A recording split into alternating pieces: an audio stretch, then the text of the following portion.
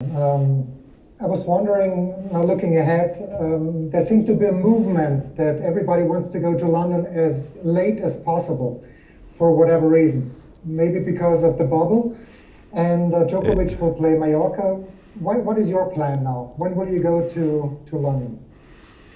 Well, I haven't heard about it, but I would think that it's definitely because of the bubble. There's no other reason to be there too soon and be in a bubble, you know. So it's just not fun. I mean, I haven't done many of them, you know, but I think if you've been doing it for 9 months, I think you understand maybe why guys are arriving later and later, just because they realize everybody's doing it. So it's not even a competitive advantage, because you will, if you want to play well, you have to stay there for a long time.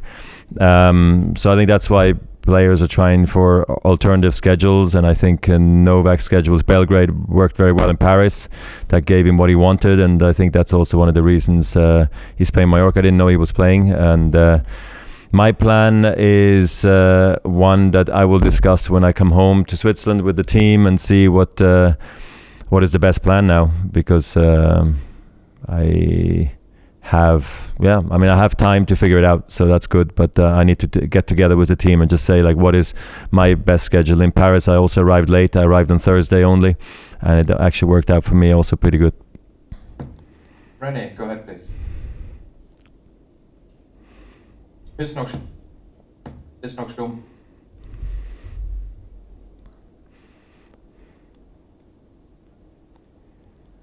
There we go. Very seldom that you don't do a press in German or Swiss German. What's the point? Do we have to worry about the use? It's 2.5 hours since the match is gone and you haven't shown up. Usually you show up much earlier than. Yeah, I do, but today I felt like I needed time. I needed time to digest the third set. I was unhappy about how it ended. You know, similar to Geneva in some ways, where I felt like I played actually good in spells, but it was up and down. So yeah, I'd rather keep it simple and short in the press today. I'd rather take my time coming into the press and not just doing it sweaty, heated, not sure what I'm going to say, and just, you know, say wrong things to you guys. So that's the reasons. And yeah, I mean, it had good moments and bad moments in that match. So it's a bit up and down, but that's, I guess, part of the comeback. Hermione, go ahead. Roger, I mean, you kind of just answered it, but just in the third set, when, you know, he was served a lot of aces and it kind of went quickly, just how did you feel about that? I guess after also, you know, thinking about it for a few hours. Sorry, I didn't understand the very beginning. The question was about? Sorry, you're on mute. Sorry. Try to unmute again. There we go. Yeah. I said you kind of answered it already, but I was wondering just how you felt about the third set. Oh, the third set. Yeah, I mean, I thought the first set was really good, actually. The second set was okay. And then I guess when I got down a break, I guess I got disappointed in myself that, I was allowing the points to be played the way they were being played. And obviously, like you said, he was serving well in spells. I think I was able to actually returning better, again, also through a period of time. But then at the end, things went very quickly. But it had a lot to do, I believe, with where I was at. I just think the consistency of point for point has not been easy for me since in the comeback, and I knew that that's what it's going to take.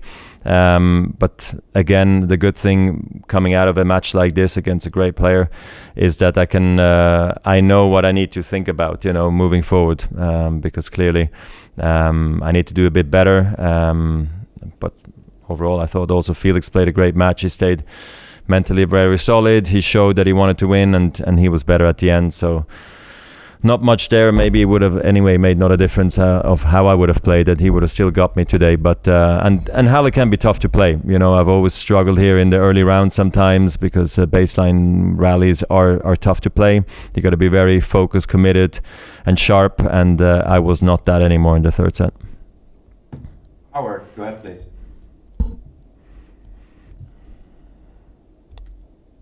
Roger, wanted to ask you, as you'll be heading to Wimbledon shortly, if you can think back to last year in April when the announcement was made that the tournament would be canceled. I'm guessing you already knew you wouldn't be able to play, probably had it been held because of the knee surgery, but I'm wondering what your thoughts were and reaction was to the news that that tournament in particular was not going to be held for the first time in a long time. Well, I think I was more just shocked more than anything because I think everything happened very quickly. Dubai just got through it, I believe, because there was cases like almost final weekend there with cycling going on in the city or in the country as well. The first cases were really coming up after Asia, and then when Indian Wells got cancelled and the news was around about Miami, you know, I think at this point we were all not sure anymore what was going on. I remember being on council calls and trying to understand the magnitude and when is the clay going to start, and then it literally went within a couple of weeks. Wimbledon was cancelled, so I think everything happened very quickly, and I think we were all shocked equally that it went away, the tournament so fast. But at the end of the day, now looking back, probably was the only reason, the right reason. The thing that surprised me more so than anything is over the last year or so since the tour came back in with Cincinnati and stuff, is that how many tournaments actually are running and how many tournaments ran with no fans, how the tournaments and the tournament directors and all the people are still wanting to go on with it, which is great for the players to give them an opportunity. But that to me seems a very tough one to do, you know, to run with no fans. Here again, it's minimal fans. So I think overall we can be also very thankful to all the tournament directors who are putting it all on the line for us. No more questions. Cecil, please. Hoi Roger. Hallo. Hörst du mich? Ja, hört sich gut. English. I want to ask, in the third set, your body language kind of seemed very sad or a little bit depressed. Was it just the way you played, or can we exclude any physical issue? No, I think I was, was not a good attitude from my side. I was disappointed in the way I was feeling on court, the way things were going.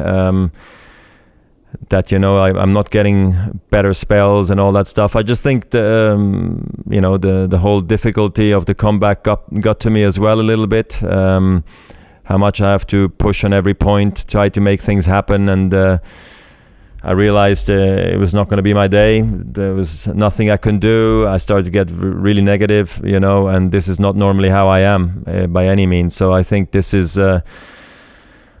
not something I'm happy about and proud about, but at the same time, if I look at my 1,500 matches I've played, these things can happen, you know. But the good thing is that I know it will not happen the next time around, and the next time, and the next time that I'm going to be on court. I think that's also one of the reasons I wanted to take the time between the match and the press conferences to truly understand why did I feel this way, speak to Ivan a little bit and just figure it out, and then straight away head up, look forward, don't take any silly decisions right now, just stay positive, and then we take it on to the next goal, which is clearly Wimbledon. So we'll see then when I come back to Switzerland what the schedule is with training and all that stuff, but today was disappointing, no doubt. Andrew, last question. Roger, you just mentioned about just sort of thinking about the comeback overall and maybe hasn't been the easiest. But does that also motivate you a little bit as sort of a challenge to sort of test yourself and see what you can and will do? Yeah, absolutely. I mean, look, it's a huge challenge for me. Everybody who's been in multiple surgeries or a tough surgery knows what I'm talking about. Things don't come simple. They don't come easy. You second guess yourself rather quickly, unfortunately, and that's sometimes the biggest worry is, like the worry of pain or the worry of how you're going to feel the next day, or when you wake up, the first steps, how do they feel? All this stuff, that it takes a little bit of a toll on you sometimes. I felt overall, very good, this last year and something, through this process. I didn't mind the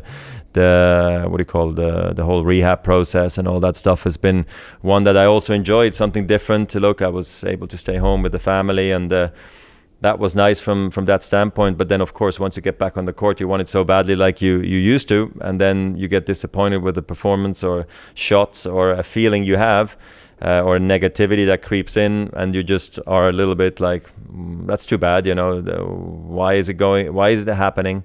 And you're just trying to figure that out. But I think that's why I always explained throughout this process, I need to take every match as an information. I need to figure it out. I need to understand why it's going on. And again, I got a lot of information from Paris. I feel like I got a lot of information also from Geneva and Doha in particular. And then changing surface is not easy.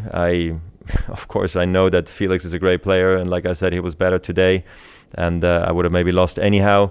But it's a tough court to play on, So it makes me really happy looking back how grateful I can be about how well it's gone here in Halle, and how difficult it is to win here. But at the same time, it's important now for me to take the right decisions moving forward for Wimbledon and for the rest of the season, because this type of third set I cannot accept. The first two totally okay, no problem there. But look, I guess it happens, and it's all good from my side. Thanks, Roger. All Thanks, right. everyone. Thank you, guys. See you. Take care.